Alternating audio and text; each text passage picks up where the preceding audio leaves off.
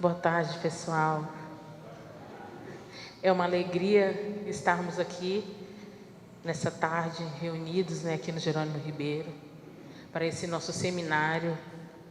E que bom que tantos amigos aceitaram aí o nosso convite, estão aí. Tenho certeza que muitos ainda estão a caminho, vão chegar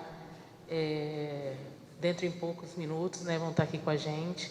Mas para a gente poder aproveitar toda a nossa tarde, e como o assunto ele é um pouco extenso, requer um pouco mais de diálogo, então a gente vai começar bem no horário, respeitando também as pessoas que já chegaram no horário, Então, para a gente iniciar, eu vou pedir ao César, você faz a nossa prece, César?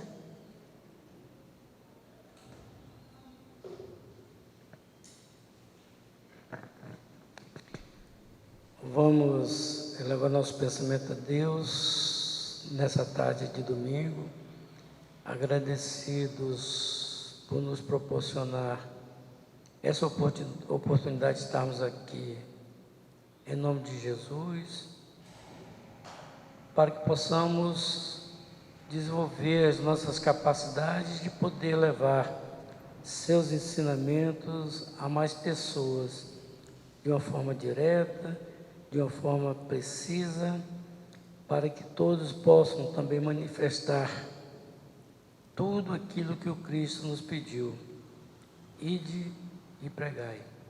E por esse motivo agradecemos a Deus pela oportunidade e pedimos aos nossos mentores espirituais que ilumine o nosso amigo Fred, para que tudo transcorra dentro daquilo que ele previu.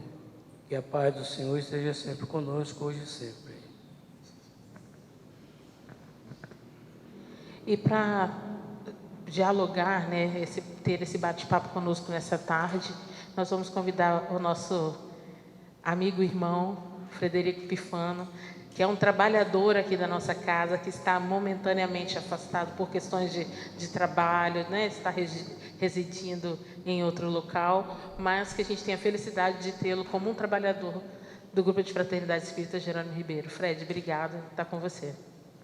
Obrigado, Simone, obrigado a todo mundo por usar o tempinho do domingo para conversar sobre essa temática. Gente, muito boa tarde a todos. Que Jesus nos envolva e nos abençoa, porque a nossa responsabilidade ao trazer esse tema, quando fala, nossa, agora estou me colocando nesse primeiro lugar. Eu sei que eu estou conversando aqui com muita gente que eu gosto de ouvir. Tem muita gente sentada aqui, algumas cabecinhas brancas, outros cabelinhos que mudam de cor, uns que perdem cabelo, faz parte da vida, que são pessoas que me formam, ou que me formaram. Muitos de vocês, eu sento, ouço e aprendo com vocês. Porque esse método de sentar e ouvir uma palestra é a nossa forma mais tradicional de ensinar Espiritismo. Eu tenho 52 anos de idade. Eu devo ter 52 anos de cadeira espírita, porque desde criança meus pais me levavam e não tinha evangelização, era sentar na cadeira, vai assistir até o final, e assim a gente vai se formando. Logo, esse exercício a qual nós nos propomos, da exposição doutrinária, é um exercício da mais alta relevância. Eu quero mostrar um pouquinho o porquê para vocês. Eu não tenho a menor pretensão de esgotar o assunto, menor pretensão, porque é impossível, num espaço de 2h30, porque a gente tem intervalo, porque se não tiver intervalo, se não tiver lanche, não é evento espírita. Fique claro essas questões, Então, o Dr. Bezerra é o culpado disso, que ele fala: acolher, mais ensinar, exemplificar, mais fazer, reunir, mais alimentar. Então, a culpa é doutrinária disso. E é importante o palestrante espírita saber que a culpa do lanche do movimento espírita é da dona Amélie Boudet, porque ela ficava com dó dos frequentadores da Sociedade Parisiense de Estudos Espíritas, e ela fazia um chazinho e um bolinho, para a gente ficar mais confortável aqui. Então, eu achei uma justificativa doutrinária por lanche na casa espírita. Então, dona Amélie Boudet, qualquer coisa reclama com ela. Por sinal, terceirizar para os benfeitores, algumas coisas que a gente faz é um mote importante da tarefa doutrinária, porque nós não devemos nos colocar no lugar de senhores da razão, do conhecimento ou da informação. Mas, começando hoje esse trabalho, eu quero evocar uma pessoa muito querida, que muitos de vocês conhecem, que ele já partiu para o outro lado, mas até pouco tempo atrás estava frequentando a casa de todo mundo aqui. Nosso amigo Eliomar Borgo Cipriano, ok? A cabecinha de vocês assim é linda. Eu tive a honra de trabalhar com o Eliomar durante alguns anos na Sociedade Praiana de Estudos Espíritas e no Movimento Espírita com uma série de questões. E o Eliomar, ele tinha uma fala para mim muito carinhosa. Ele dizia assim: Fred, acho que nós dois temos a mesma mediunidade. Aí eu falei assim, tem uns arrepios de vez em quando aí, mas não diria que é uma ostensividade tão grande. Eu falei, não. A nossa mediunidade é a do livro para as pessoas.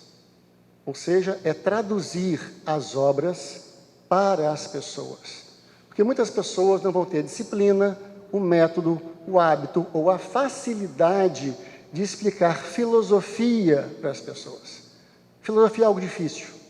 Porque é complicado? Não, porque é abstrato. É igual quando você fala de Deus. E os Espíritos vão nos dizer, logo lá no começo do Livro dos Espíritos, é muito mais pela nossa percepção das obras, é muito mais pelo nosso sentimento, é muito mais pela nossa capacidade de transcender um pouco aquilo que a vista entende, que a gente vai conseguir compreender a natureza de Deus, porque está muito longe do nosso racional. O nosso racional sequer tem capacidade de mergulhar na essência divina. Então, vamos para o sentimento. Mas então, o que a gente fez na Sociedade Praiana durante um tempo? A gente chamou de Projeto Escola de Almas, que era toda uma lógica de formar pessoas, compreendendo algumas coisas básicas. Primeiro, não sei se vocês sabem disso, mas todo mundo aqui vai morrer, todo mundo vai desencarnar. Detesto dessa notícia, mas vai acontecer. Eu espero que seja muito longe, para todos nós. Dizem que palestrante espírita vive muito, ao Divaldo aí, quase 100 anos. Então, vamos, foca nisso, ok? Raul tentaram levar, ele ficou. Eu já estava no avião pronto para continuar a viagem, seguraram o Raul mais um tempo. Então, pensem nisso, nem que seja por interesse no bem, ok? Mas, nesse projeto, a gente foi entendendo o seguinte: formar pessoas para as diversas funções nas casas espíritas, para o passe, para o atendimento fraterno, para a assistência e promoção social, para a mediunidade, para a evangelização, mas também para a conversa, para o diálogo com os frequentadores da reunião pública doutrinária, que talvez seja uma das portas mais conhecidas do movimento espírita. Então, quando você quer indicar uma pessoa para conhecer o Espiritismo, você fala assim, vai lá na palestra da Casa Espírita, é na terça, na segunda, no sábado, no domingo, e você indica. Então, quando a pessoa vai à Casa Espírita, sobretudo aquele que está indo pela primeira vez, ele vai assim, o que é esse Espiritismo? Ele chega cheio de expectativa, e vai estar na figura de cada um de nós, se não atender a essa expectativa, colocar para a pessoa uma perspectiva clara do que ele vai encontrar na Casa Espírita. E é nesse momento que a gente começou uma reflexão séria. Como é que está acontecendo isso? Como é que estão os nossos palestrantes? E que fique muito claro, esse que vos fala, eu, estou longe de ser o mais intelectual, o mais fluente, o mais oratória. Eu tenho uma certa cara de pau, que eu assumo. Mas por quê? Porque eu faço isso que eu estou fazendo aqui agora com vocês há 36 anos. Então, eu já tive dor de barriga antes de palestra, já fiquei gago antes de palestra, a boca já secou, já tive pré-desmaio, tudo de errado que acontece com o palestrante, eu já vivi e eu espero que esteja acabando, porque eu ainda tenho uma certa frio na barriga antes de começar um trabalho como esse, ou de uma palestra. Fred, mas você está acostumado a fazer isso? Não, porque a responsabilidade sempre é muito grande. Eu estou falando de algo que eu ainda não tenho em mim. Então, sempre vai ser a primeira vez. Mesmo que o tema seja repetido, vai ser a primeira vez. Não tem jeito. E essa consciência, ela é fundamental para o nosso êxito enquanto expositores. Porque o nosso êxito enquanto expositores não está na eloquência, na verve bem colocada, na sua demonstração intelectual, não. Está num coração acolhido. Porque muitas vezes, uma pessoa, no nosso exemplo aqui, que entrou pelo portão e subiu a rampa, falou assim: hoje eu vou cometer o suicídio. E a última chance que eu vou dar é assistir uma palestra nesse tal de espiritismo aí, para ver o que acontece. Essa é a parte boa de a gente ficar mais velho. Eu achava que quando eu ouvia esses casos, eram mentiras, até que você começa a ouvir as pessoas. Fred, aquele dia daquela palestra na casa espírita, eu entrei escondido, porque eu tenho vergonha de espiritismo. Mas eu entrei, eu tenho um depoimento lindo que a gente viu lá na Praia do Canto, em Vitória, da pessoa que ela andou 10 vezes na frente da casa espírita, assim, ó, passou no portão, voltou, e quando ela achou que não tinha ninguém na rua, ela escapuliu para a casa espírita. Ela falou: preciso saber o que é isso. Ela não era o caso de atentar contra a vida, não. Mas era o caso assim: eu preciso saber o que é isso, mas eu não quero que ninguém me veja. Mas quando ela chegou lá dentro, já tinha conhecido, então foi ótimo. Ok? Mas responsabilidades como essas, nós vamos nos deparar com elas. Então, para que a gente possa nos organizar, quero passar esse slide para vocês e dizer o seguinte, ó. De agora até as 3h40, então resistam, porque depois do almoço eu sei que o nível de espiritualidade aumenta, então resistam por 1h40, ok? A gente vai conversar. Nós temos 7 tópicos para serem conversados até as 3h40. Às 3h40 a gente para até as 16h, para o momento mais importante. Então, se vocês não lembrarem nada do que eu falei, mas vai ter lanche, então foi um sucesso.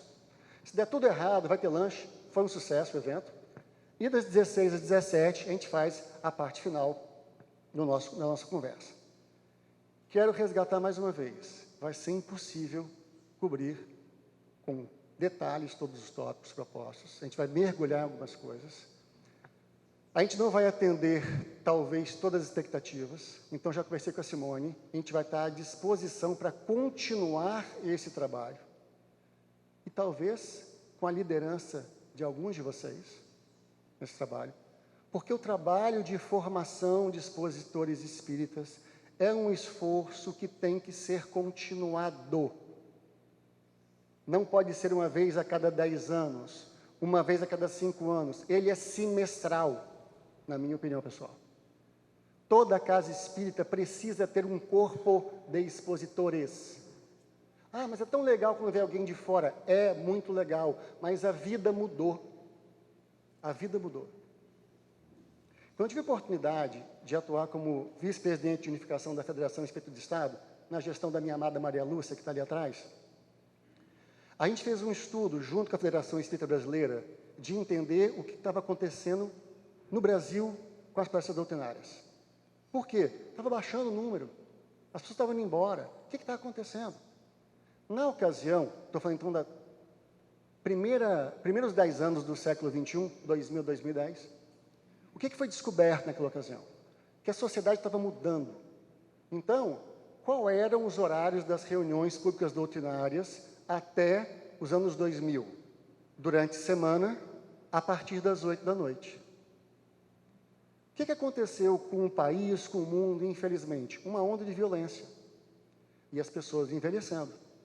Então, ninguém mais queria ir às 8 horas da noite para uma casa espírita. Para sair de lá, muitas vezes, às 10. Era inseguro. Você não tinha Uber funcionando, táxi era caro, transporte público era ônibus. Então, você tinha as pessoas que davam carona umas às outras, mas era um outro contexto. Nós não estamos aqui discutindo história, estou discutindo, só apresentando um breve contexto para vocês. Mas, então, era necessário entender o seguinte: como que as casas espíritas vão se preparar para palestras mais cedo? Abrir tempos à tarde, entender que as pessoas estão envelhecendo, compreender também que a abordagem vai ter que mudar, porque as pessoas também estão envelhecendo, então talvez o tempo de 1 hora seja muito para algumas pessoas. Tudo isso foi aparecendo no cardápio. Mas aí, mais recentemente, a gente foi entender por que desse seminário, por que ele importa e de onde ele surgiu. A gente começou fazendo uma breve pesquisa através de uma observação participante e entrevistas. O que é isso? Metodologia. Observação participante, começamos a frequentar diversas casas espíritas. Particularmente, no meu caso, a Simone foi gentil na apresentação dela, eu tenho vivido hoje, por uma questão profissional, uma experiência de vida fora do país. Estou morando na América do Norte e hoje eu estou vinculado a trabalhos da Federação Espírita Norte-Americana. E é muito interessante, que é uma outra realidade que você começa a conhecer. Mas, sempre que venho para o Brasil, faço questão, eu sou espírita que precisa de ir na casa espírita, ok? Não preciso tomar passe sempre não, mas de vez em quando eu gosto, e gosto muito. E aí eu gosto de ver as pessoas, de abraçar, de dar beijo. Eu sou um espírita sinestésico, eu preciso encostar, ok? Eu preciso. Então, a gente começou a observar as palestras, começou a entrevistar as pessoas, assim, como é que está a palestra? Ah, está boa, está ruim, está médio, como é que está isso? Para entender o que está acontecendo. E aí, nós temos algumas informações para compartilhar com vocês, tá bom? Vamos lá. Primeira coisa que a gente descobriu, que muitas palestras não estavam passando de conselhos pessoais de autoajuda. Não briguem comigo, isso é pesquisa, ok? Só estou fazendo relato de pesquisa. Então, ou seja, o palestrante vem, uma palestrante vem, fala bem, fala gostoso, fala agradável, né? Mas deu uma série de conselhos, uma série de dicas de vida, 5 passos para ser feliz, né? Como se livrar de obsessor em 3 caminhos, e N coisas, né? Ou como organizar a sua vida familiar, até vida financeira, tudo. Está errado. Não tem julgamento aqui. Isso é uma constatação do que está acontecendo. Na sua casa, não sei. Aqui no Jerônimo, jamais, jamais. Aqui no Jerônimo só entram os eleitos, assim. Não é, Simone? Aqui, assim, o piorzinho que vem aqui, que aqui frequentou o departamento de comunicação do nosso lar. Piorzinho que vem aqui. Então, nenhum de vocês, fiquem tranquilos, passou por esse problema. Eu já passei várias vezes. Bem, porque é uma tentação, gente. Dar conselho é uma tentação. Segunda coisa, pseudo-sábios. Palestrante pseudo-sábio. Kardec avisou disso para a gente. Quem é o palestrante pseudo-sábio? É aquele que se mete em assunto que não é dele. Ele fala com uma propriedade do assunto que ele não sabe nada. Nada. Não, minha amada Ana Catarina está aqui, aí o Fred fala assim, não, gente, porque os dados médicos dizem que... Ai, tadinha da Ana Catarina, meu Deus, sabe nada de medicina. Esse dado é de 1950, 2025 já mudou tudo, nem usa esse procedimento mais. Então, o que acontece? Muitas vezes a gente se mete em assuntos que não são nossos. Algo errado em eu estudar esse assunto? Não. Algo errado em eu falar esse assunto? Se eu não tenho uma absoluta convicção preocupante. Porque muitas vezes eu atribuo, botei esse exemplo da psicologia, porque esse exemplo é o mais premente na atualidade. Ok? Eu me arvoro, a falar alguns conceitos, algumas orientações, algumas afirmações que não encontram base sustentável nos conhecedores daquela ciência. Vou dar um exemplo, crítica que eu recebi de um colega de trabalho. Fred, vocês espíritas são muito bobinhos. Oh, meu Deus, por que a gente é bobinho mesmo? Mas assim, me fundamenta por que a gente é muito bobinho. Não, porque vocês acham que a física quântica explica o espiritismo. Eu não entendo nada de física quântica. Aí eu falei assim, não, eu não estou te entendendo, não, porque vocês falam que a física quântica prova a existência do espírito. Sendo que a física quântica, blá, blá, blá, ele falou, ele deu aula porque ele é físico, doutor em física. Aí me deu uma aula de física, eu não entendi nada. Aí eu falei, nunca mais falo isso. Ou, se eu falar, vou me fundamentar aonde a física quântica justifica aquele ponto que eu estou abordando, porque senão eu faço o papel de bobo. Então, não sou eu que estou falando, é diagnóstico da observação e entrevista. Terceira percepção ou dado coletado. Falta, de preparo técnico. Técnico para a palestra. Então, eu vou fazer uma palestra, é microfone, é PowerPoint, é câmera, é público, como é que vai ser? Qual vai ser o tom da minha voz? Vai ser slide Qual é a distância do slide para a plateia? Porque se o texto for micro, ninguém consegue ler. Microfone, isso aqui, gente, vocês sabem, a maioria aqui é expositor espírita. Isso aqui, quando começou a virar moda microfone no movimento espírita, eu peguei essa moda chegando. Tá? Isso é começo dos anos 90. A gente não usava.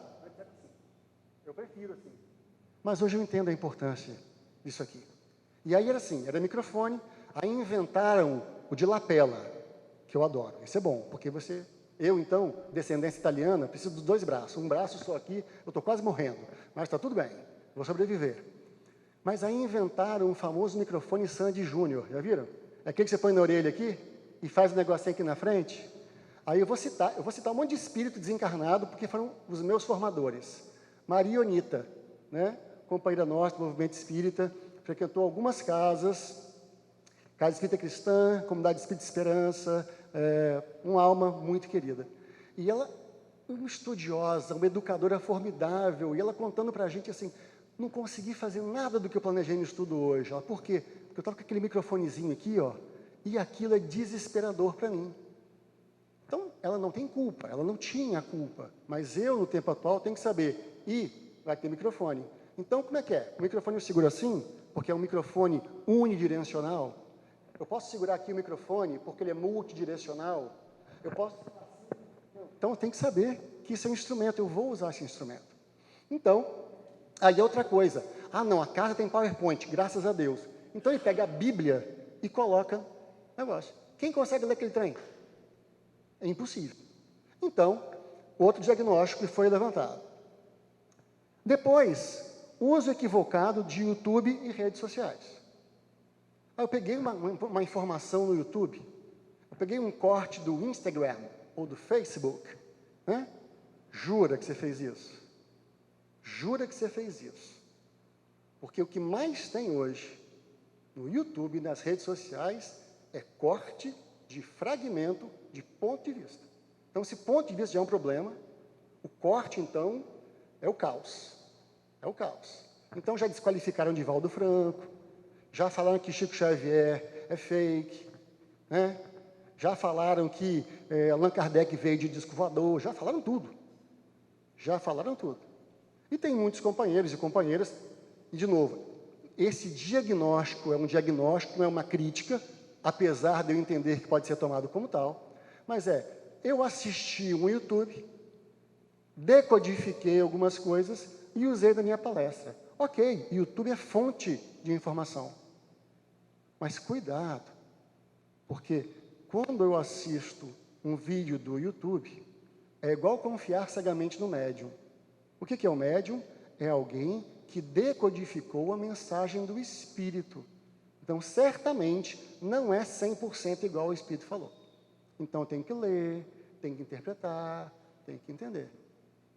Então, quem assistir, por exemplo, essa gravação, vai ter uma impressão sobre mim. Boa, ruim, vai usar o que convém. Mas não pode pegar a minha fala e dizer, olha, o Fred disse tal coisa e isso então é o Espiritismo. Eu falei, não faça isso. Não faça isso, porque é só um ser humano tentando colaborar com outros seres humanos, repleto das suas inferioridades humanas. Ok?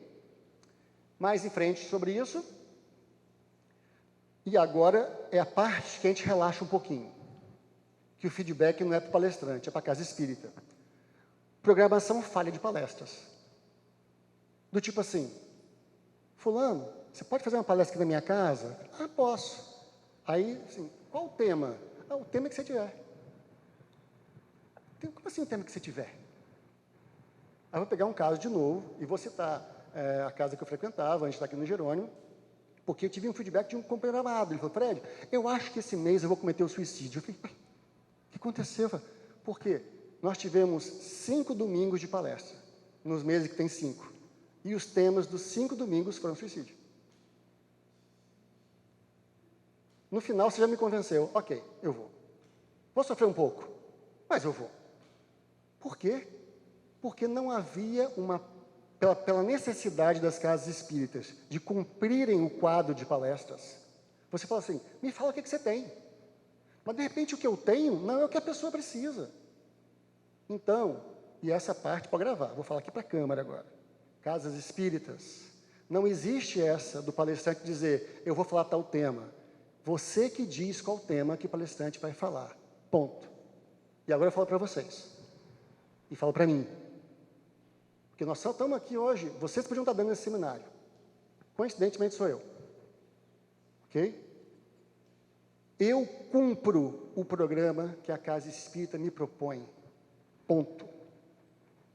Se for um tema extra,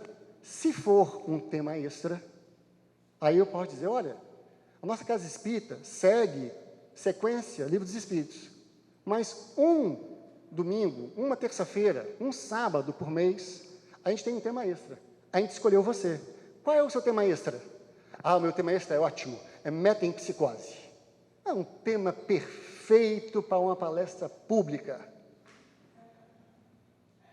Vai lotar Casa Espírita. Porque o que tem de pessoas doidas para saber o que é metempsicose. Eu acho que da próxima vez, Simone, você anuncia assim, seminário com Fred Pifano, metempsicose. Domingo, 1h30 da tarde. Serviremos macarronada e frango. As pessoas virão pela macarronada e pelo frango. Tira isso, não vem ninguém. Não vem ninguém. Então, o tema extra, ele tem que ter contexto. Então, a gente está percebendo que a nossa casa, ou a nossa sociedade, o tema, por exemplo, divórcio, está muito em voga. Então, a gente vai trazer esse tema como um tema extra, fora da sequência. Então, vamos conversar sobre isso. O aborto é uma questão, o suicídio é uma questão, as doenças sexualmente transmissíveis são uma questão, as polaridades políticas são questões. Ok, é tema extra. Mas a casa tem que dizer para onde ela vai. Porque, senão, eu trago uma pessoa que nunca foi na casa espírita para assistir uma palestra espírita e ela ouve metempsicose. Muito obrigado, você salvou a minha existência, porque agora eu sei que eu não volto mais como vaca na próxima encarnação. Nossa, adorei. Horrível, né? Sejamos francos. Então, a gente tem que ter essa autocrítica enquanto casa espírita. O que é que o público precisa? E aí, não sou eu, Federação Espírita Brasileira, escolham com quem vocês vão errar. Eu vou dizer daqui a pouco para vocês com quem que eu erro. Existe um documento chamado Orientação ao Centro Espírita, que meu pai diria assim, é o pai dos burros do gestor do Centro Espírita. Não é o dicionário que os antigos falavam, assim, pai dos burros? Orientação ao Centro Espírita é o seguinte, você não sabe o que vai fazer? Segue o OCE. Orientação ao Centro Espírita. E ele fala, por exemplo, qual é a programação sugerida, não ideal, sugerida para uma casa espírita. Sequência de Livro dos Espíritos, sequência de Evangelho segundo o Espiritismo. Tá? Pula um, faz outro, está fazendo. Ah, mas daqui a 3 anos acabou, começa de novo. Porque a reunião pública é para apresentar o Espiritismo às pessoas. Mas eu vou falar disso daqui a pouco. Isso aqui é só diagnóstico ainda. Ainda no diagnóstico, temas mal dimensionados. Como assim temas mal dimensionados? Será que o tema que está sendo colocado para a palestra pública doutrinária, ele cabe em 50 minutos para que as pessoas saiam daqui esclarecidas? Porque muitas vezes alguns temas têm tantas nuances que é melhor você não falar. Por quê? A pessoa vai sair com mais dúvida do que algum conforto. Então, não fala sobre isso. Não fala sobre isso. Vai abordar essa questão daqui a pouquinho. Então, alguns temas que as pessoas falam, mas o Espiritismo pensa sobre isso? Uma vez eu fui numa casa espírita que a pessoa disse assim, nossa, eu não sabia que vocês espíritas se pareciam tanto com denominada religião extremamente ortodoxa. Porque não pode isso, não pode aquilo, não pode aquilo, não pode aquilo. Aí eu falei, engraçado, eu aprendi diferente. Eu aprendi que pode tudo. E você vai refletir sobre as consequências dos seus atos. Ah, mas não foi isso que falaram lá, não. Aí eu falei, meu Deus do céu. Mais uma para o check, tipo, preocupações. Né? Vamos lá. Citações sem embasamento. A gente está tão acostumado a pegar frases prontas da internet, da rede social, ou parágrafos, coloca lá e fala assim, tem certeza que quem falou isso foi isso? Vou dizer a minha preferida. que isso me dói, mas eu vou dizer para vocês. Nascer, morrer, renascer sempre, progredir ainda, tal é a lei. Quem disse isso? Não foi Allan Kardec. Hã? Parece que foi um alemão, deve ter sido Alzheimer, o alemão, ok? Eu não sei quem foi. Eu acho lindo, quer dizer, está isso colocado no Dolmen de Allan Kardec, no cemitério Père Lachaise, em Paris, na França, lindo. E isso casa perfeitamente com o pensamento do codificador. Casa tanto que eu posso dizer, é bem provável que Kardec diria isso. Mas não foi ele que disse. Então, peguei o exemplo mais simples, porque esse não faz mal a ninguém. Pode citar Kardec usando esse, que ele perdoa. Tá bom. Né? Mas, muitas vezes, nós, na nossa necessidade de fazer um trabalho bem feito, não querendo ser julgados, querendo mostrar algum conhecimento, nós abusamos de citações ou de passagens que a gente desconhece. A gente desconhece. Eu não sou bom em evangelho bíblico como nosso amigo Hélio que está ali. Muito melhor que eu. Eu sou quinta série perto dele. Então, se eu for fazer uma citação de caráter bíblico, eu tenho que entender quem é essa mulher. Sara ou é Maria? Mas quem era Zebedeu? E esse tal de Ezequiel, de onde veio? Tem que ter contexto, porque senão são nomes. Ah, tinha um cara lá na Bíblia, às vezes eu uso essa expressão. Por quê? Porque aí eu não me comprometo tanto. Porque o mais importante é o fato, não são os personagens. Ok? Então, ou seja, são zelos para que a gente não cometa citações sem embasamento. Tá? E por fim, o pior, estão prontos para isso? O diagnóstico? A ausência de espiritismo. Eu ouvi 60 minutos de palestra, 40 minutos de palestra, e teve muita coisa. Mas a pessoa passou 1 hora falando e não citou Allan Kardec nenhuma vez. Não citou Emmanuel nenhuma vez. Não citou André Luiz nenhuma vez. Joana de Anjos nenhuma vez. Falou um monte de coisa boa. Um monte de coisa boa.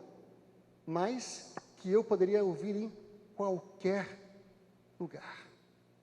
A metáfora que eu uso desde 2000, quando foi dado o curso de capacitação administrativa para o movimento espírita brasileiro, organizado pela Federação Espírita Brasileira, a gente trabalhou essa formação com as pessoas, era o seguinte: comparem agora a situação.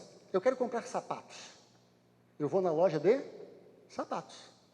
Porque a loja de sapatos deve ter uma opção de sapatos, porque eu quero comprar sapatos. Ok? Ótimo. Você vai na loja de sapato comprar sorvetes? Não, vai na sorveteria. Algo impede que o proprietário da loja de sapatos, na intenção de aumentar seu faturamento, coloque ali uma banquinha de um sorvete italiano, ou uma geladeirinha com alguns potes de sorvete, para que você compre um sapato, compre um sorvetinho, aumenta um pouquinho do faturamento, né? Gera dinheiro, gera movimento, atração. Ótimo, pode ter. Mas eu não fui ali para comprar sorvete. Foi uma boa coincidência. Eu fui ali para comprar sapatos. Então, eu entrei na casa espírita, eu entrei para saber de espiritismo. E aí, gente, tire o espírita que está dentro do seu armário, de você. Ai, não, Fred, eu prefiro falar de moral cristã para não ofender as pessoas. Se entrou aqui dentro, entrou para ouvir espiritismo e ponto. Não é negociável isso. Não é negociável isso. Se eu vim na casa espírita, eu quero espiritismo, ponto. Me dê isso. E sabe por que nós somos espíritas? Porque fazem isso há mais de 150 anos. Esse foi o trabalho de Allan Kardec. Allan Kardec, quando vai escrever, e é publicado por nós, para nós, desculpe, em obras póstumas, o projeto 1868, ele vai dizer assim, olha, é necessário deixar um plano tão bem exposto para que as gerações que vêm depois tenham acesso à mesma qualidade original que nós recebemos. Eu confesso que quando eu faço trabalho hoje para o movimento espírita, eu não estou preocupado com as pessoas que estão aqui. Eu sou bem egoísta, gente. Estou preocupado com a minha próxima encarnação. Porque eu preciso ser espírita de novo. Eu preciso, eu não tenho plano B. Ah, não, Fred, você pode vir. Não posso. Eu sei que só o conhecimento espírita, ou o conhecimento que está contido no Espiritismo, então tem que ser outra religião que aborde isso. Futuro das religiões, como diz Kardec. Porque senão, eu sei que eu me perco. Eu estou tentando ser bom, gente, eu não sou bom, não. Então, eu não vou mentir para vocês aqui, não. Fred, você é um cara legal. Não sou, não, eu sou ruim. Sou muito ruim. Mas os Espíritos investem na gente e eu estou tentando fazer um pouquinho por merecer. E eu sei que vocês também. Então, gente, esse foi o diagnóstico para dizer por que esse seminário é importante e de onde ele surgiu. Não surgiu do nada, não foi da cabeça de alguém, da boa vontade de alguém. Foi um diagnóstico que diz, ó, isso está acontecendo no movimento espírita. Tem outros itens, tá? Mas, para esse momento nosso, essa questão é mais importante e fundamental. A título só de informação, para que vocês receberam isso pelas redes sociais, eu acredito, mas vamos só mostrar. A gente vai conversar, então, já estamos conversando, na verdade, sobre a finalidade da reunião pública, o papel do expositor, por que fazer exposições, a escolha das temáticas, como devemos fazer, quem é o expositor, o que é uma boa exposição, responsabilidade e dificuldades, alguns erros comuns que a gente comete, o processo de preparação dos estudos, né? E, se der tempo, perguntas e respostas. Perguntas e respostas fáceis. Não me façam perguntas difíceis, porque eu não sei respondê-las. Ok? Bem, então vamos lá.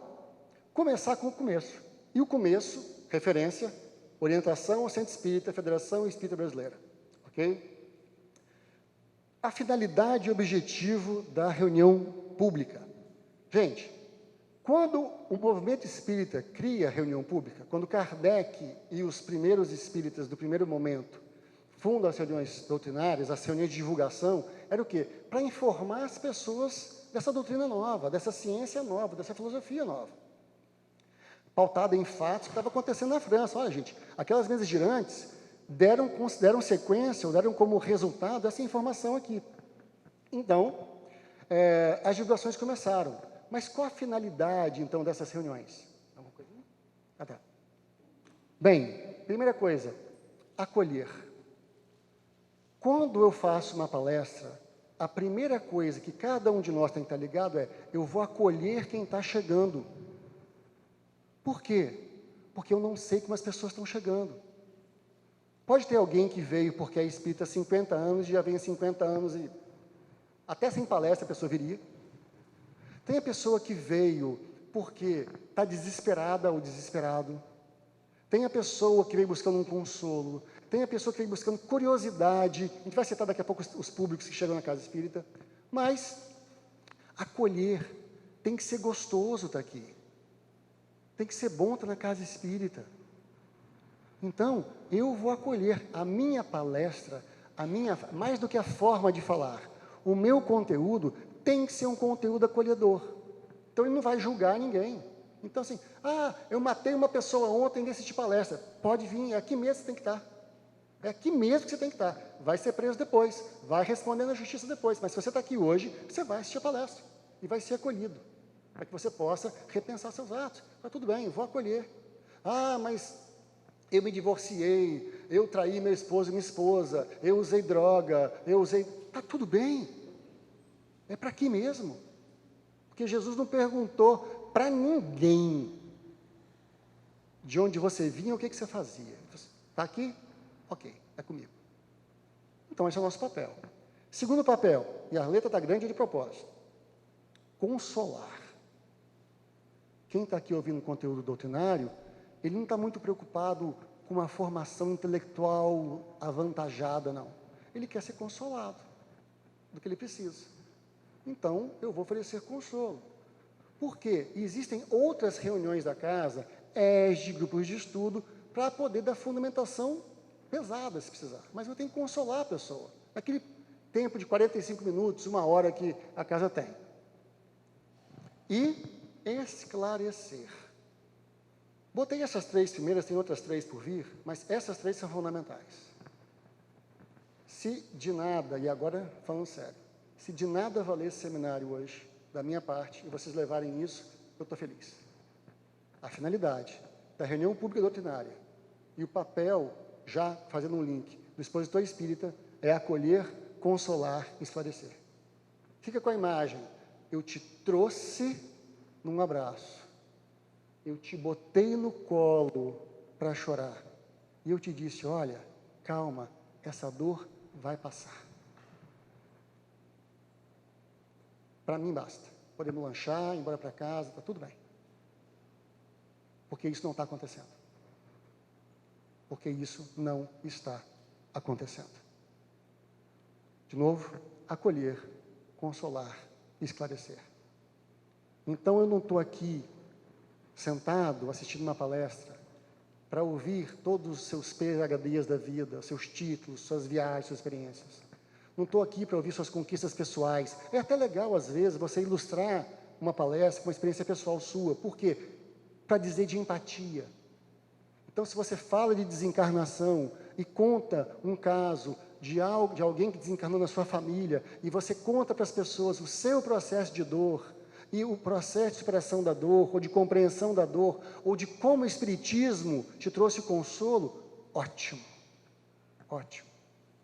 Mas eu não sofri nada quando minha mãe morreu, porque eu era espírita e eu sabia que a vida continua.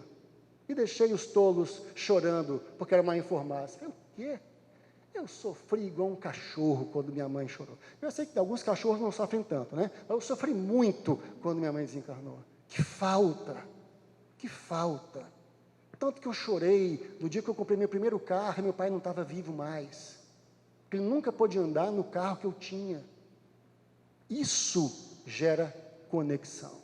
E aí eu falo, como é que o Espiritismo, através da reencarnação, através da comunicação entre os encarnados e desencarnados, me fez sentir o meu pai do meu lado, eu dirigindo meu primeiro carro. E aí eu chorei de novo, dirigindo, quase bati o carro, né? Mas consolador. Então, vamos levar essas 3 informações primeiras. Mas antes das finalidades, vamos lembrar, fundamentados nas obras de Allan Kardec, na literatura espírita. Então, gente, qualquer palestra, se não apareceu Kardec, está errado. Ah, Fred, mas foi tão boa, citou Kardec, está errado. Não, está errado. Desculpa. E aí, parênteses aqui, estou conversando com irmãos, tá, gente? Então, vou falar algumas coisas aqui que podem parecer duras, que talvez não falasse na reunião pública doutrinária. Mas aqui estou conversando com palestrantes, conheço a carinha de boa parte de vocês, já ouvi boa parte de vocês. Vocês são muito bons, diga de passagem. Só que a gente quer acertar mais. Então, ou seja, não existe palestra espírita, exposição doutrinária sem Kardec. Não existe. Ah, mas foi tão bacana. Ah, mas a pessoa citou lá uma... Ok, cita aquilo, exemplifica, fala, aonde em o livro dos Espíritos, no Evangelho, em a Gênese, no Céu e Inferno, no livro dos Médiuns, eu encontro isso. Ó, isso aí está citado lá no último capítulo, Evangelho, página tal, capítulo tal, por quê? Para a pessoa poder checar e continuar estudando se quiser. Agora, palestra espírita sem Allan Kardec, de novo, é vender sorvete na sapataria. Ok? Vamos ficar com essa figura de imagem. Meios, técnicas, e técnicas expositivas compatíveis. Qual é a técnica que eu vou utilizar nessa palestra? Eu fui fazer um estudo certa vez, Mato Grosso do Sul. Tem que falar Mato Grosso do Sul, porque senão o pessoal, eles brigam com o pessoal do Mato Grosso. Né? Então, é muito carinhoso isso. Mas, eu fui fazer palestra, e aí, como todo palestrante que se acha, imagina, 20 anos atrás, se achando, meu Deus, vou fazer palestra em outro estado, e não sei o que lá, preparei um PowerPoint lindo, levei as coisas, tudo pronto, um texto maravilhoso. Aí eu estou andando, com uma pessoa que estava me levando, e estou andando. Fred, chega meia hora mais cedo, porque tem um bate-papo com umas pessoas lá, ou intelectual, se achando, não, vamos conversar sobre doutrina. Aí a gente está andando, já não era mais asfalto, era chão batido. Terra vermelha do interior, né, do nosso país. Aí eu chego lá, entro na pequena choupana, cheia de mulheres e uma pessoa. Vocês conhecem essa pessoa que eu estou falando? Chama-se Wagner, da Fraternidade Sem Fronteiras. Wagner Moura. Estava lá, foi quando eu conheci o Wagner, antes da fraternidade. Estava ele lá, conversando com um bando de senhorinha, e eu todo besta. Aí comecei a ouvir assim, eu falei assim, está tudo errado, meu Deus. Mas ia piorar, porque ali era só um bate-papo, que eu mais ouvi do que falei, porque não tinha nada para ensinar para aquelas senhoras, nada, mas tinha muito a aprender com elas. Aí depois me levaram para o salão, grande, 600 pessoas. Aí eu falei, nossa, agora eu vou virar importante, agora é o meu momento de Valdo Franco, né? Todas pobres, mal vestidas, famélicas, esperando só eu terminar minha fala para ganhar a comida e a cesta necessária. E eu assim, eu vou ligar o meu computador de última geração aonde? Não, Fred, não tem energia elétrica não. Ah, tá, fecha o computador. E assim, eu preparei tal tema. Ah, esse tema eles não vão entender não. Ah, então tá. Aí a vaidade, o orgulho, vai tudo embora. Tá? É um tratamento de choque para o palestrante espírita. Tá, foi tudo embora. Aí eu falei assim, aí você lembra que você fez curso de espiritismo, aulas básicas, curso de palestrantes. Você, olha, quando tudo dá errado, você pega uma página do Evangelho, como faziam os cristãos da primeira hora com Jesus. Pegava uma página lá de Mateus, abria, lia, e como a gente vai ver lá no Paulo e Estevão, quando Gesiel, ainda antes de ser Estevão, fazia, olha, pegava uma página, como os hebreus de outrora faziam, e confia no que os benfeitores vão dizer. Eu falei, então está muito bem. Eu falei, espíritos, agora é só com vocês, porque eu já estou todo estabanado aqui. Peguei a página, abri a página, Deus é bom, porque abri uma página aleatória que eu sabia. Ah, isso eu sei. Li 2 parágrafos e durante 40 minutos comentei 2 parágrafos. E foi ótimo. Acho que foi o melhor estudo que fiz na minha vida. O melhor estudo que fiz na minha vida. E ali eu entendi que não cabia vaidade. Mas ali eu entendi também que antes de fazer uma palestra, quais são as técnicas? Vai ter data show? Vai ter microfone? Vai ter PowerPoint? Não vai ter nada. Quem é o público? Né? Então, por exemplo, talvez hoje aqui, se não fosse o processo de gravação, eu pudesse falar sem o microfone. Mas, talvez, em considerando a necessidade de manter a voz, seja interessante usá-lo para que a última pessoa do fundo não fique desconfortável em me ouvir. Então, eu vou aprender a usar os recursos disponíveis. Recurso didático é um outro tópico para um seminário inteiro, é recursos didáticos na exposição pública doutrinária. Por que eu uso ou por que eu não uso? O Eliomar Borgo Cipriano, que eu citei para vocês no começo, então eu estou evocando ele aqui para ele poder fazer esse estudo junto comigo. Eu não tenho nenhuma humildade de pedir ajuda, tá, gente? Nenhuma vergonha, eu não tenho nenhuma vergonha de pedir ajuda, porque assim, eu aprendi com ele isso. Ele ensinou uma coisa, deixa eu ver se vai funcionar aqui. Apagou, não apagou? Ele disse assim, ele está por aqui, deve estar. Ele falou assim, Fred, o palestrante espírita, ele é a atenção. As pessoas estão olhando para você, não é para a tela.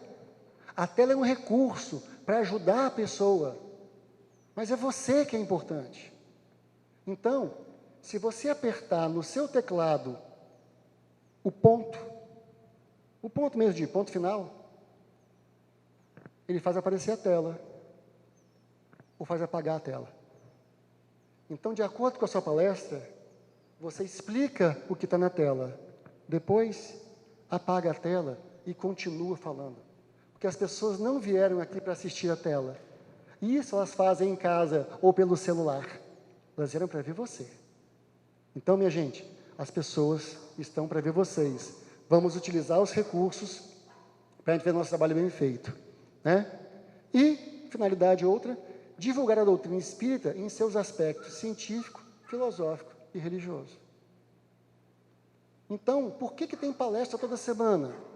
Porque falar de espiritismo de uma vez só é impossível. Então, toda semana, homeopaticamente, eu apresento algo do espiritismo para as pessoas. Ah, Fred, mas você acha que as pessoas que não estão na sequência do estudo vão entender? Vão. há 36 anos atrás, na casa espírita que eu frequentava, Grupo Espírita Bezerra de Menezes, de Santo Antônio, em Vitória, a programação é muito simples. Gente, ó, Livro dos Espíritos, pergunta 1 a 5 para você, 6 a 10 para você, 11 a 15 para você, e assim era a programação de palestra semanal. E você fala assim, qual é o seu papel do expositor? Tornar inteligível aquelas 4, 5 perguntas para as pessoas. E o que a gente fazia, começando a dar palestra espírita? Rezava muito para cair as 5 perguntas mais fáceis. Mas a vida faz o que com você? Ela é cíclica. Então, um mês vem mais fácil, no outro mês vem aquelas que você não tem a menor noção por que Kardec perguntou aquilo. Kardec deixa o espírito quieto, não pergunte isso não. Aí vai você explicar aquilo que você não sabe nem porque Kardec perguntou.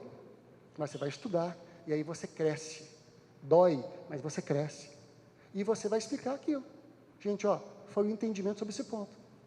Não preciso navegar em algumas outras coisas, né? Porque esse era o ponto necessário à explicação, ao entendimento. Bem, segundo tópico. Entendido o papel da reunião público-doutrinária, vamos falar do papel do expositor. E aí, para isso, a gente vai buscar algumas referências. Primeiro aqui, ó, a fonte está pequena, não é adequada para este ambiente, ok? Então, se a fonte não é adequada para este ambiente, eu sou obrigado a fazer a leitura, ok? Então, vamos lá. Ide por todo o mundo e pregai o evangelho a toda criatura. Então, o expositor espírita, parte do papel dele é cumprir um chamamento do Cristo. Uau! É Jesus falando com a gente. Isso é bom demais, gente. Tem hora que é ruim ser espírita, mas tem hora que é bom demais. Por quê? Cara, eu estou do lado de Jesus, estou trabalhando com Ele. E Ele já falou lá, capítulo 20, Evangelho, que por sinal vai ser citado várias vezes aqui hoje. Trabalhadores da última hora. Então, trabalhar com Jesus agora é ganhar o mesmo salário dos da primeira hora. Maravilhoso isso, maravilhoso. Depois, diz Emmanuel, com a citação correta, o Espiritismo, Simone, aí, ó, essa aqui que você me puxou a orelha, ó, mas com carinho. O Espiritismo nos solicita uma espécie permanente de caridade, a caridade da sua própria divulgação. Emmanuel, no Estude Viva, capítulo 40. Porque, em geral, a gente simplifica a citação. Então, assim, ó, a maior caridade que se pode fazer com o Espiritismo é a sua divulgação. Todo mundo fala. Lembra que eu disse lá atrás? Citação equivocada? Eu peguei. Hein?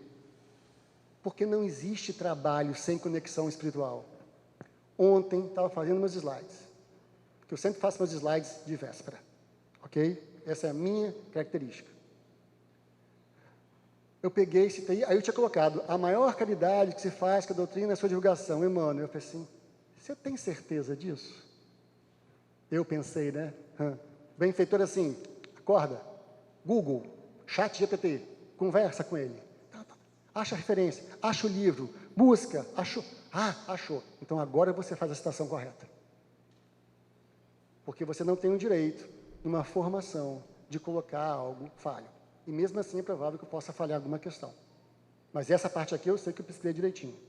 Mas então, ou seja, gente, papel do expositor é fazer caridade com o Espiritismo pela divulgação dele. Alguns de nós têm o talento da caridade material, de abraçar a pessoa na rua, de acolher a pessoa na rua. Para outros de nós é mais difícil. A gente vai aprender. Mas falar em público é algo que eu dou conta. Então eu vou exercitar a caridade fazendo isso. Está ótimo. Excelente isso. Vamos lá, que o tempo nunca é gentil. Outro papel do expositor, facilitar o acesso aos novos adeptos. Então pensa assim, para que daqui a 50 anos exista um outro seminário como este nesta casa, eu tenho que ajudar a quem está chegando a ter acesso. Como é que a pessoa vai ter acesso a isso? Quando ouviu cada um de nós na palestra e falou assim, eu quero fazer a mesma coisa. Eu acho que eu posso fazer isso. Ou me convidaram para fazer isso, me prepararam para fazer isso, e eu começo a fazer. Por isso que o trabalho de exposição doutrinária, como qualquer trabalho em movimento espírita, requer um treinamento prévio, uma preparação anterior.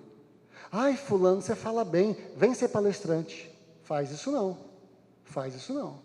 Ai, Fred, mas a pessoa é professora, é professor. Assim, cada um com o seu problema, ok? O fato de eu estar numa sala de aula com alguns estudantes não me faz um expositor espírita, porque são atividades distintas ou distintas. Eu tinha um companheiro do movimento espírita, tenho ainda, mas aqui eu vou poupar a identidade, que ela era diretora de escola.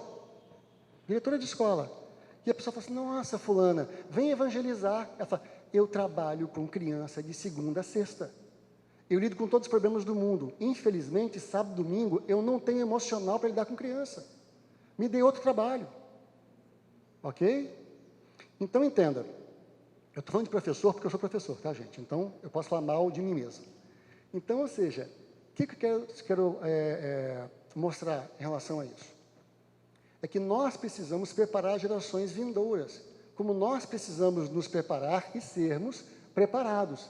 Mas por quê? Para que venha mais gente e conheça o Espiritismo como nós aprendemos, que console as pessoas como nós somos consolados. E a partir disso, então, a gente possa construir um futuro do movimento com segunda intenção. Por quê? Porque eu tenho certeza que todo mundo aqui quer ser espírita de novo. Então, eu preciso formar geração de espíritas. Eu preciso formar mais uma geração de espíritas.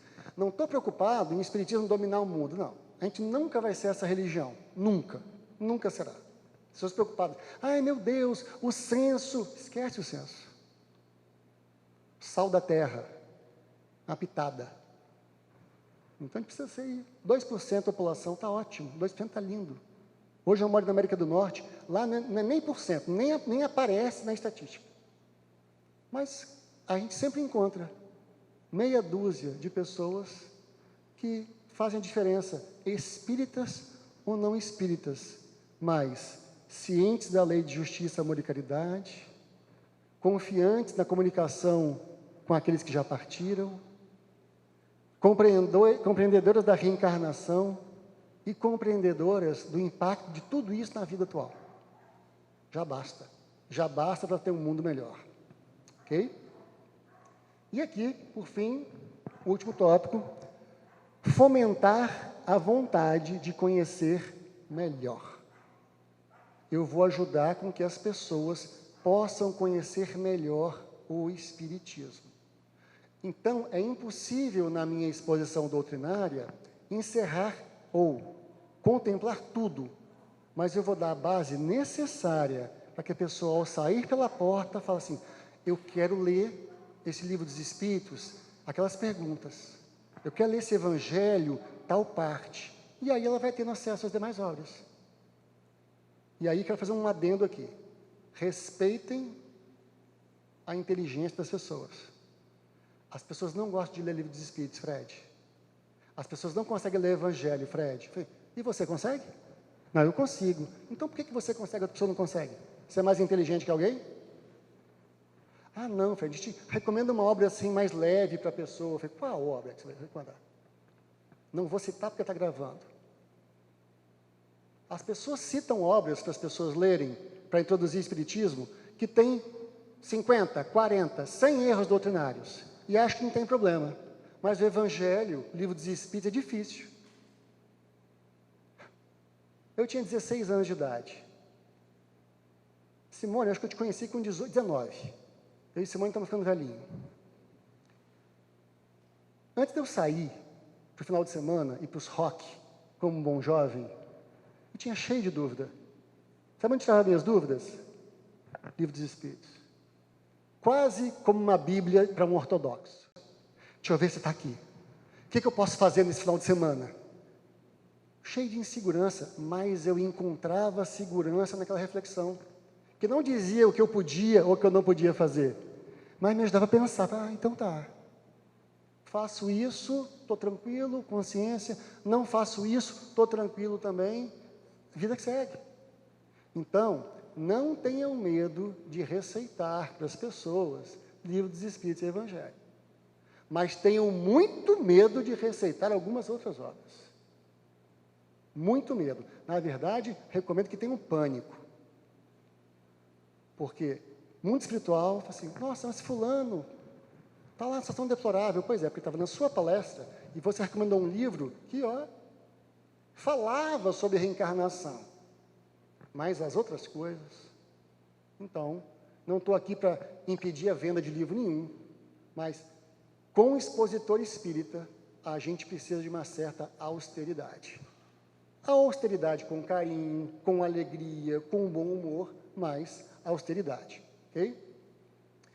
Papel do expositor, visão geral, está aí colocada para cumprir o acolher, o consolar e o esclarecer. Ok? Mas tem mais coisa. Por que fazer exposições então, Fred? Por que fazer palestra? Por quê? Porque está faltando gente. Não, esse é um péssimo motivo. Porque quando você aceitou a responsabilidade de ser expositor espírita, você tem que achar um propósito. Porque, olha só, gente, vou falar que vocês são doidos agora, tá? Mas é um doido com muito carinho. Hoje é domingo à tarde. São 3 horas, 2 minutos e 45 segundos. O que vocês estão fazendo aqui? Olha o sol lá fora. Praia da Costa. Vocês podiam ter comido uma coisa mais, uma muqueca mais fortinha hoje aqui, mas vocês devem ter comido um pouco mais cedo. Estão perdendo os programas da tarde, ou o jogo de futebol, ou qualquer coisa da tarde, que tem um filme, aquela série do Netflix que vocês têm que acabar, ela não acabou ainda. E vieram para cá para ouvir o Fred. Olha que coisa. Meu Deus, você... É isso, meu querido. Então, ou seja, é porque vocês vão ganhar muito bônus hora, eu tenho certeza disso. Da minha parte, levem todos os meus, porque eu estou devendo muita gente, então pode levar todos os meus. Mas é porque vocês sabem que, olha, momentos como esse, se eu levar 1% e isso melhorar a minha prática, já valeu. E é isso que me trouxe aqui. Cara, se a gente conseguir melhorar 1% das palestras, eu estou mega feliz. Porque quando eu faço isso e preparo esse material, eu melhoro a minha palestra. Porque eu fui o primeiro a aprender isso tudo. Nossa, eu erro nisso, nossa, eu erro naquilo. E estou construindo junto com vocês isso. Mas eu quero dar uma fundamentação para vocês. Trabalhadores da Última Hora, Evangelho segundo o Espiritismo, capítulo 20, capítulo Missão dos Espíritas. Esse vai ser meu último slide, que eu vou repetir de novo para vocês, dever de casa de vocês. Vocês não estavam achando que vocês iam sair daqui sem dever de casa, né? Então, o último slide é dever de casa, tá bom? Mas, lá no capítulo 20 do Evangelho, Kardec e os Espíritos Benfeitores, especificamente Erasto, vai nos dar os motivos de fazer exposições doutrinárias. Mais uma vez, eu não consegui aumentar a fonte, porque quando eu preciso de muito texto, eu vou ler para vocês junto isso. Está aqui, Não vos assusteis, as línguas de fogo estão sobre as vossas cabeças. Erasto começa dizendo: ó verdadeiros adeptos do Espiritismo, sois os escolhidos de Deus. Aí deu ruim para a gente, né? Ai, meu Deus, será que eu sou verdadeiro adepto do Espiritismo? Aqui está dizendo o seguinte: adepto é quem quer ser de verdade. Você não tem uma luz especial. O adepto é aquela pessoa que reconhece que é um espírito falho, que reconhece que é frágil, que reconhece que tem muitos defeitos, mas está disposto a acertar. E por isso que está tentando. Isso é o verdadeiro adepto. Lembra? É pelo esforço que reconhece o verdadeiro espírito, em domar suas más tendências, más inclinações. Então, Kardec aí, na narração de Erasto, está nos dando a oportunidade. E continua. De novo, a fonte está pequena. Ide e pregai a palavra divina. É chegada a hora em que deveis sacrificar a sua propagação, os vossos hábitos, os vossos trabalhos, as vossas ocupações fúteis. Então, olha só. Sábado, domingo à tarde, Klaus, perfeito, irmão. Domingo à tarde, eu podia estar vendo o jogo, Netflix, comendo muito e tal. É hora de sacrificar essas ocupações. Por quê? Porque está precisando de gente para falar de espiritismo. Está faltando gente para falar de espiritismo, gente. Vou dar uma narração pessoal, só para ilustrar. Minha esposa está ali, se eu mentir, me atrai, se eu mentir, vocês falam com ela. Hoje, por uma questão profissional, eu me tornei professor em uma universidade nos Estados Unidos. Eu estou longe de ser o melhor técnico da minha área, longe de ser. E eu pergunto, por que eu vim parar aqui, meu Deus? Porque eu não tinha uma ambição. Tinha uma curiosidade. Mas o que eu faço de melhor lá? O que está fazendo com que a relação com a universidade e com os estudantes dê certo? Espiritismo. Você está pregando espiritismo para eles? Não. Eu estou sendo espírita a agir com eles. Então, tem meus alunos indianos lá, tudo comigo. Tudo fedendo a curry. Curry é aquele molho de comida indiana. Aí vem tudo fedendo a curry. É uma delícia. Adoro. E eles falam assim, professor, o que você vai fazer no final de semana? Aí, final de semana, eu vou na casa espírita, que fica a 1h30 da minha cidade.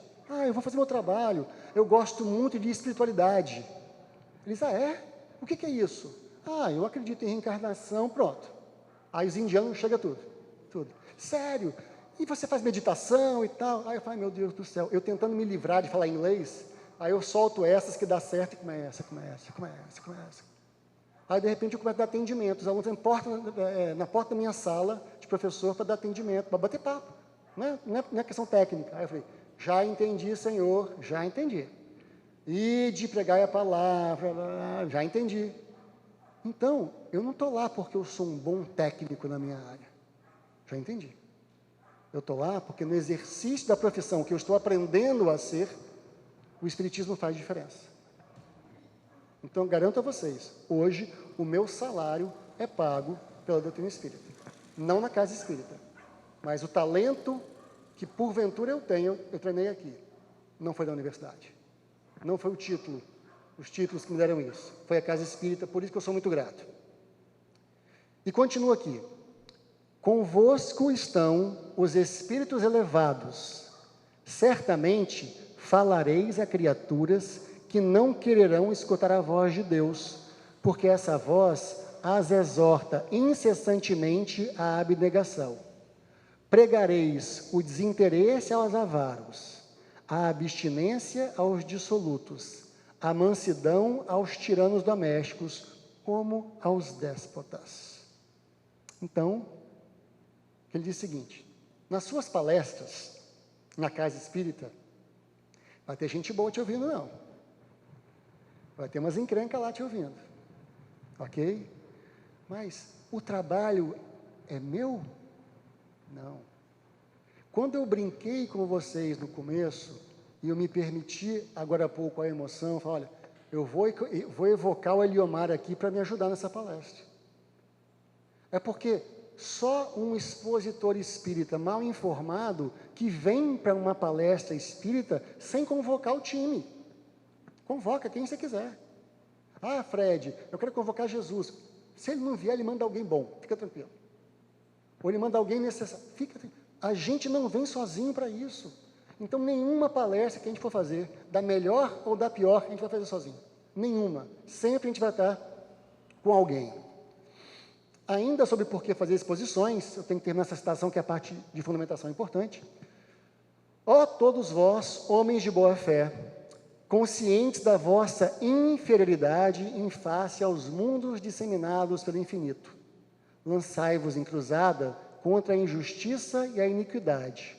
Ide e proscrevei esse culto do bezerro de ouro em que cada dia mais se alastra. Interessante isso, né? Porque hoje a gente tem várias religiões no mundo, mas o sucesso material é só o que basta. O importante é você ter a casa, o carro, ter saúde e tal. Ok, isso é maravilhoso. E nós queremos isso também. Mas eu tenho que entender que tudo isso é meio, não fim. Então, se a vida me deu uma condição material favorável, é meio para eu servir mais. Se a vida me deu menos condição material, quer dizer que eu já tenho ali uma prova me restringindo algumas questões. Todavia,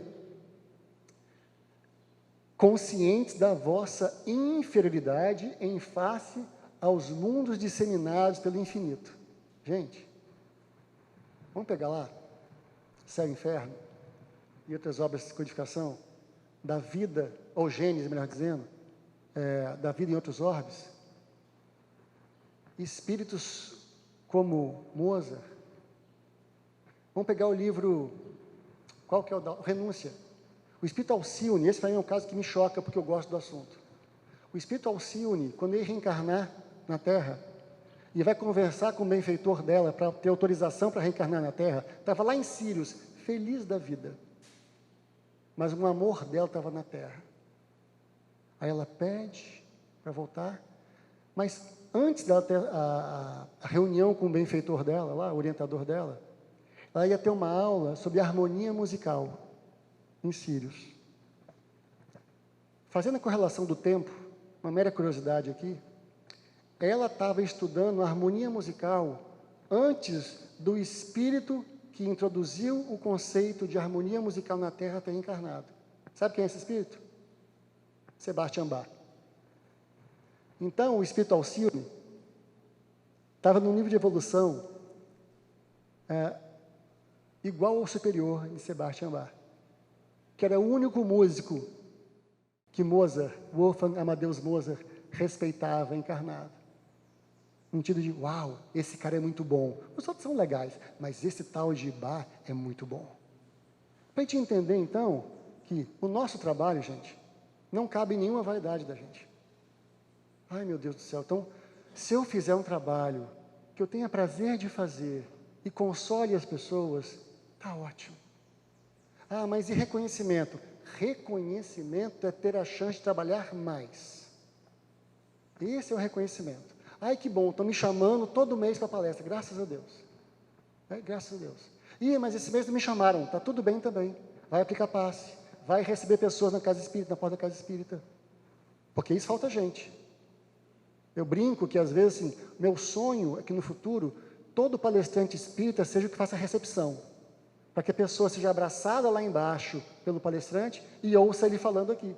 Porque você faz o trabalho completo, né? O pré-venda, a venda e o pós-venda. Aplique passe no final, distribua a água e dê um beijo na saída. Trabalho completo. Por quê?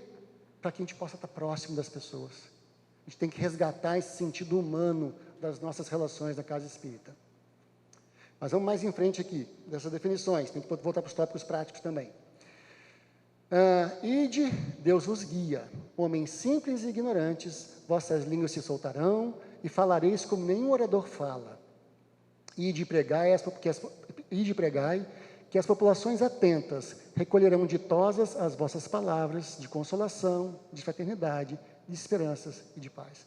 Então, esse trabalho, gente, eu botei o texto aqui do capítulo 20 do Evangelho do Espiritismo, só para dizer o seguinte, não é nosso. A fala, o exercício de falar é nosso. A preparação é nossa.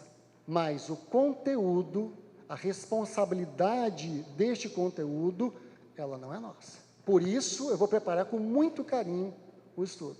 Por quê? Para que a pessoa que esteja ouvindo receba o melhor, não de mim, o melhor da doutrina, mas que eu possa ser um bom médium da palavra, um bom médium do livro para as pessoas. Falei para vocês agora há pouco sobre escolha das temáticas, e que a escolha das temáticas é uma responsabilidade da casa espírita. Voltem para as casas espíritas, conversem com o departamento de doutrina, departamento de comunicação, qual seja o nome do departamento. Assim, nós precisamos rever as nossas metodologias de definir temáticas. Eu sei que isso incomoda, então não estou pedindo passes mágicos, mas é um diálogo. Vamos ter uma programação anual da Casa Espírita? Ah, Fred, mas eu liguei, vou falar mal da minha esposa, eu liguei para a Janine para convidá-la para fazer palestra daqui a 3 meses aqui na Casa Espírita. E o tema colocado era diferentes tipos de reencarnação. Esse era o tema da programação. Liguei para ela, falei, oi Janine, você pode fazer palestra aqui no Jerônimo? Ah, claro que posso. Jerônimo, casa cheia, né? É bom falar para muita gente, é gostoso, né? A vaidade da gente fica lá em cima. Ah, que joia. Janine, olha só, na programação aqui, o tema são diferentes tipos de reencarnação, ok? Ah, não, Fred, desculpa. Eu não falo sobre esse tema. Eu sou educadora, então eu falo só sobre educação. Então eu falo sobre evangelização. Sobre esse tema eu não falo. Isso me dá uma inferioridade no coração. Eu perco a encarnação por isso, mas eu vou falar. Eu não chamaria ela nunca mais para ser palestrante. Nunca mais. O quê? Você, espírita, palestrante, expositora, famosinha, não pode falar esse tema? Ah, não, porque eu estou muito preocupado agora em estudar a vida em outros mundos. Que lindo! Estude na sua casa. Vou orar por você. Mas na nossa casa, as pessoas estão precisando entender, neste momento, sobre os diferentes tipos de reencarnação. Ponto. Muito obrigado. Até uma próxima oportunidade. Fred, mas se a gente fizer isso, o quê? Se a gente fizer isso, o quê? Se a gente fizer isso, eu estou defendendo o Espiritismo. E eu falei para vocês, estou aqui conversando com irmãos meus, irmãs minhas. Não teria nenhum sentido estar aqui domingo à tarde para falar aquilo que deixa a gente confortável na cadeira. Não. As casas espíritas estão falhando gravemente nesse quesito. Desculpa o excesso de honestidade, mas não é possível nós, expositores espíritas, compactuarmos com isso. Não estou dizendo para sair daqui e brigar com a casa espírita, não é nada disso. Gente, ok, não dá para fazer isso agora, vamos planejar 2026. Beleza. Porque o que não dá mais é para voltar no primeiro slide e descobrir, eu venho na casa espírita e não tem espiritismo. Ou tem durante 5 semanas o mesmo assunto. Ah, mas porque, Fred, é tão difícil conseguir palestrante. Isso é outro problema. Se está tão difícil conseguir palestrante, nós, Casa Espírita, precisamos formar os nossos palestrantes. E é para isso que existe o CRE. Nós aqui do Sexto CRE, por exemplo. Vamos dar várias formações como essa. Não precisa ser palestrante brilhante, não. Palestrantes corretos. Entre um palestrante que fala bem e um que é correto, eu fico com um segundo. Porque a boa oratória, muitas pessoas podem ter. Falar corretamente sobre o espiritismo, isso dá trabalho. Isso dá trabalho. Mas eu sou meio gago. Gagueira, eu perdoo, eu compreendo, eu treino, eu desenvolvo, eu uso recurso. Gagueira não é problema. Mentira é problema. Não falar de espiritismo é problema. E eu falei da gagueira, quero dizer para vocês que eu não sou uma pessoa de boa dicção. Minha esposa fica lá atrás, assim, às vezes. Porque eu falo muito rápido. Porque se eu começar a falar devagar, eu gaguejo. E quando eu fico ansioso também, aí eu falo mais rápido ainda. Mas depois de 36 anos, alguns remédios, você aprende a ter um pouco de controle. E muito espiritismo. Então, minha gente, na escolha das temáticas, eu vou dar algumas dicas para vocês. Não de tema, de fonte. Então, reunião pública doutrinária tem que ter obrigatoriamente Livro dos Espíritos e Evangelho segundo o Espiritismo. Logo, tem que ter Allan Kardec. Reunião pública sem Allan Kardec é palestrante fazendo aventura. Ok?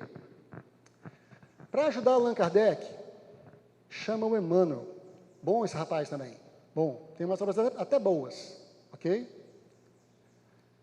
Para poder ficar mais próximo do dia a dia de todo mundo, pode chamar o André Luiz também.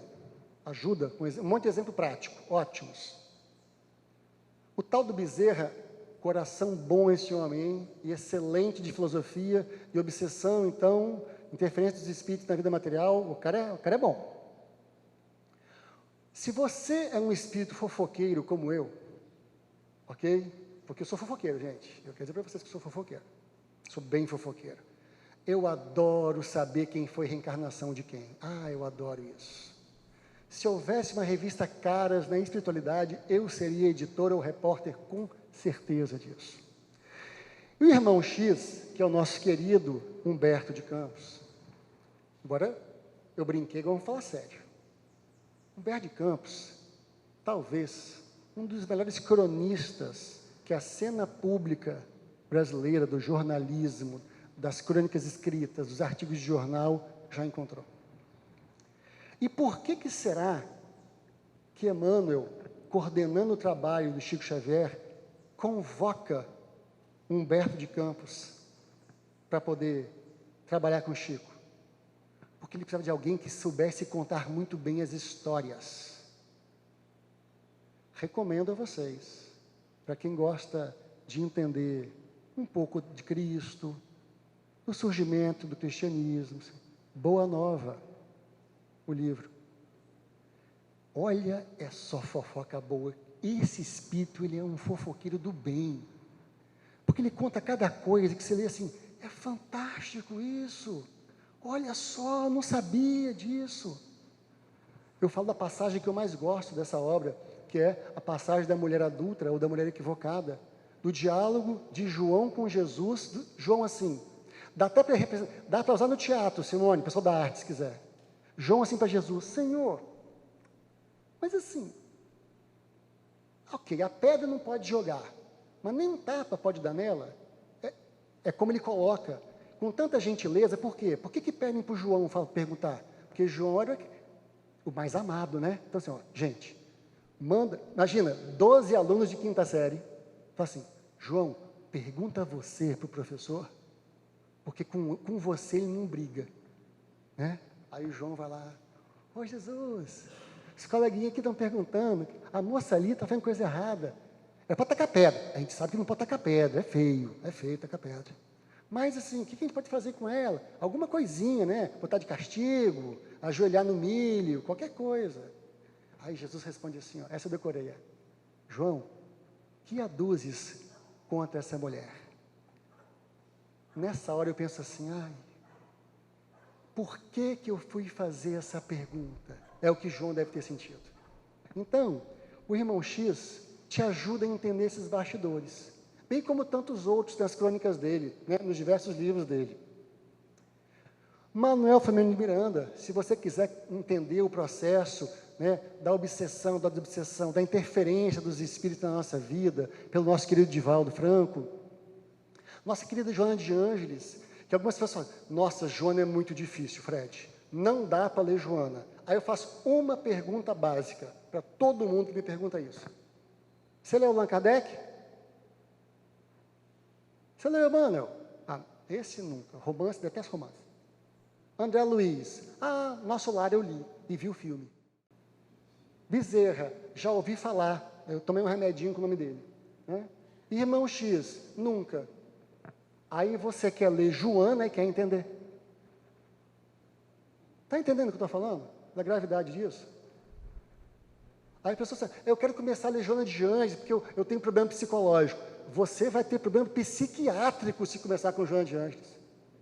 Não dá. É como uma criança aprendendo a se alimentar, saindo do peito da mãe. Vai começar com a papinha, aí depois um pouquinho de mais de densidade, até comer comida, arroz, feijão normal. Demora tempo. Então, ou seja, não dá para eu pular para Joana sem navegar Allan Kardec. Porque os espíritos, eu estou citando só alguns aqui, eles seguem uma lógica, uma coerência. Então, Joana, ela aproveita todo o trabalho que Kardec fez, que Emmanuel fez, que André Luiz fez. Por sinal, Joana é espírito da codificação. Falei que era fofoqueiro, né? Eu disse para vocês que era fofoqueiro. Quem narra isso é o Divaldo Franco, dizendo que ela assina algumas mensagens com o nome de espírito amigo. Ela não se identifica. Né? Agora pergunta, numa palestra pública, essa informação que eu dei agora é importante? Completamente irrelevante. Então, a fofoca que eu estou fazendo aqui para vocês, numa palestra pública doutrinária, ela é completamente desnecessária. Ah, que fulano foi a encarnação de fulano. Assim, e daí? Salvo se você estiver dizendo traços da personalidade, daquele fato, daquele espírito, que justificam aquilo. Que justificam aquilo. Ok? Estava pegando na preparação para cá, nós temos um companheiro do movimento espírita que eu respeito muito e gosto muito, chamado Jorge Elahá. E o Jorge, ele estava fazendo um comentário muito interessante sobre essa questão de falar sobre reencarnações de espírito na palestra. Ele pega o caso mais clássico que nós temos, que é quem? Joana d'Arc. Joana d'Arc vai estar na obra de Leon Denis, ok? Contando que ela havia sido então a reencarnação de qual espírito? Judas. Eu acho essa narrativa perfeita, maravilhosa e totalmente coerente. Eu, Frederico Pifano. Qual a utilidade disso numa palestra pública de 45 minutos, onde eu estou acolhendo, confortando e esclarecendo? Desculpa. A não ser que eu queira mostrar para as pessoas que malhar o Judas nos feriados específicos seja um grande equívoco. Porque as mesmas pessoas que o condenaram foram as mesmas pessoas que o santificaram numa outra vida. Mas eu não preciso disso, porque nas obras da benfeitora Joana de Ângeles, nas obras de outros espíritos de escola, a gente vai ter a informação do que Jesus fez quando Judas comete suicídio. Ele manda buscar. Jesus manda buscar. Mas isso é fofoca. Ok? Bem, vamos lá que o tempo sempre joga contra mim. E outras obras subsidiárias. Obras subsidiárias são todas essas que compõem a nossa literatura espírita.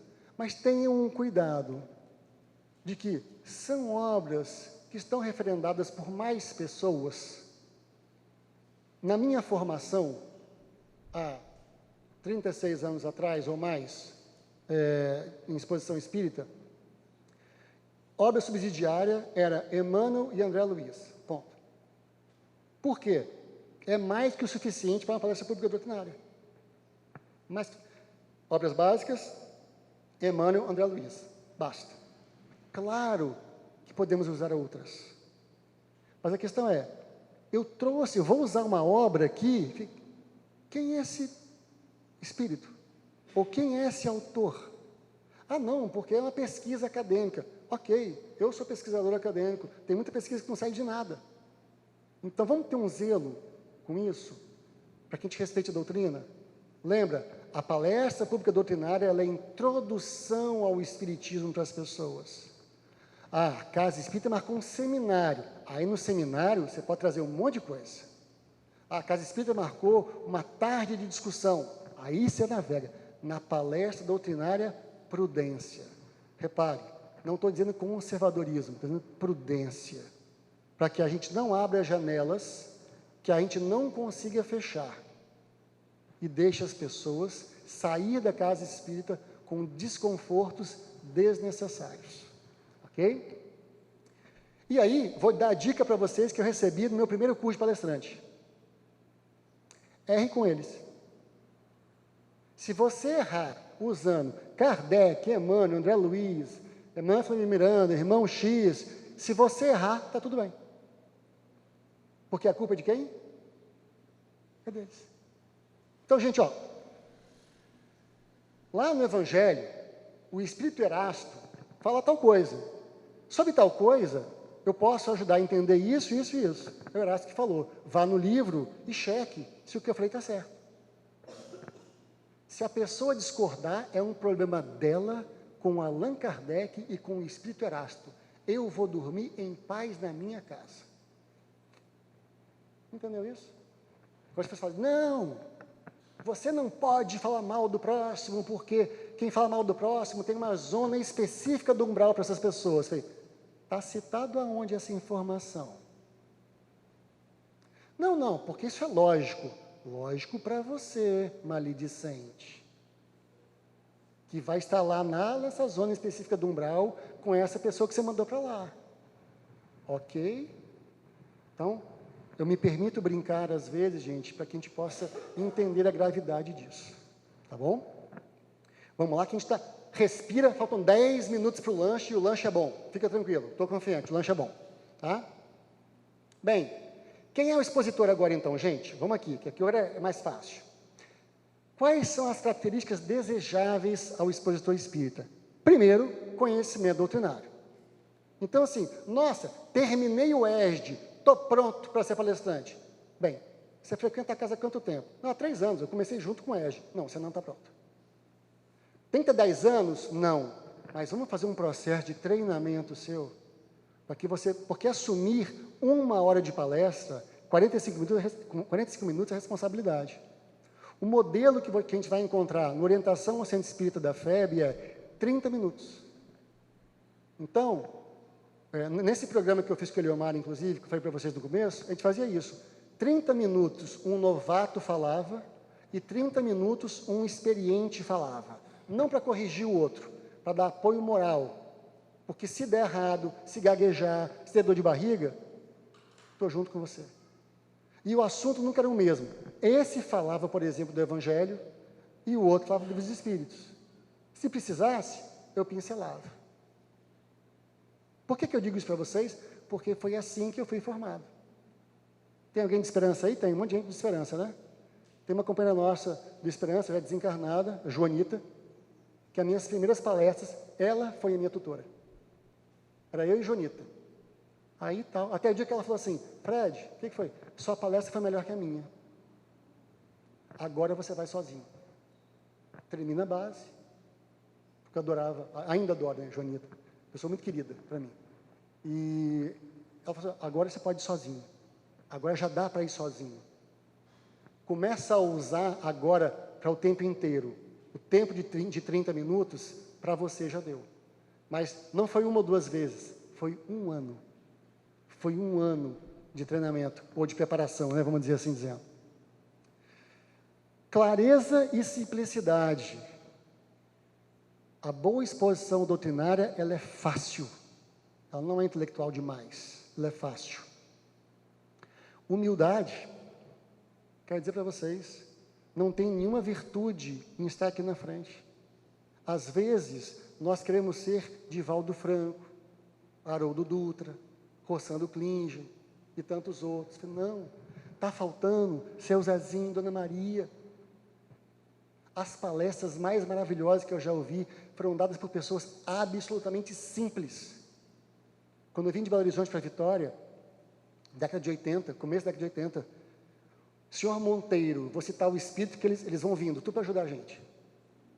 Era um senhorzinho, capzinho igual do Chico Xavier, corpinho curvado, ia fazer a palestra, ele abria uma página do Pão Nosso, lia e comentava. Eu nunca vou fazer uma palestra tão boa como a dele, porque ele falava do que estava dentro dele. Eu ainda estou botando para dentro. Então, essa humildade nossa na fala é necessária, saber em que lugar nós estamos. Empatia com o público, do tipo, para quem que eu estou falando? Lembra meu trabalho lá de Mato Grosso, do Sul? Eu achava que eu ia falar para intelectuais. Quando eu vi que era para pessoas famélicas, eu falei assim, cara, muda tudo, você está errado. Então, é bom quando você aceita o convite para a palestra, perguntar, qual que é o público? São pessoas mais jovens, mais idosas, as pessoas chegam mais agitadas, mais cansadas. Eu tenho que saber com quem eu vou conversar. Porque você pode dar um exemplo que seja completamente inapropriado para aquela sociedade, para aquele contexto. Por exemplo, vem aqui uma pessoa, lá, em qualquer lugar, vai fazer uma palestra aqui no Espírito Santo, nossa querida Vila Velha aqui, e fala assim, nossa, gente, eu fui ali comer uma peixada maravilhosa. Acabou com a palestra da pessoa. Acabou com a palestra da pessoa. Na Bahia, você come peixada. Aqui é muqueca. É uma brincadeira? É, mas assim existem outras coisas. Para dar exemplo, certa vez eu fiz uma exposição e expliquei, gente, olha só, imagine-se um gráfico de pizza, dando aula de engenharia, né, para as pessoas. Aí a pessoa assim, Fred, na plateia, numa comunidade carente, ninguém comeu pizza. Oh, meu Deus. Tem que encarnar muitas vezes ainda. Qual foi o trabalho? Porque era uma tarefa que eu fazia a exposição doutrinária na área de ciência e promoção social. Qual foi o nosso trabalho enquanto casa espírita? Semana seguinte, pizza para todo mundo. Não criei o problema? Criei o problema. Agora tem que explicar. Gente, a pizza é isso. Um pedaço da pizza é isso. Ah, agora aquela palestra chata foi até gostosa. Claro, comendo até eu, né? Bem, empatia com o público.